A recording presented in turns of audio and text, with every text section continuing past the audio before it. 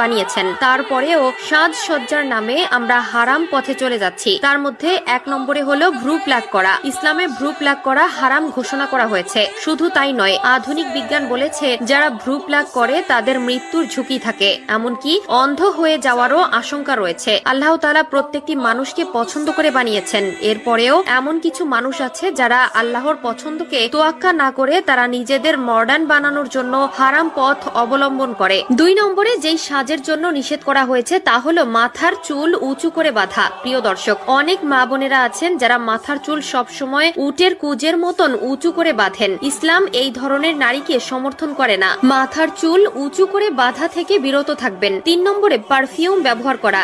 যে নারী সুগন্ধ ব্যবহার করে বাজার ঘাটে চলাফেরা করে তাদের উপর আল্লাহর লানত। তার শরীরের সুবাসে যদি কোনো পুরুষ আকৃষ্ট হয় তার জন্য জাহান্নাম ওয়াজিব হয়ে যাবে। তবে চাইলে আতর ব্যবহার করতে পারেন, তাও শুধু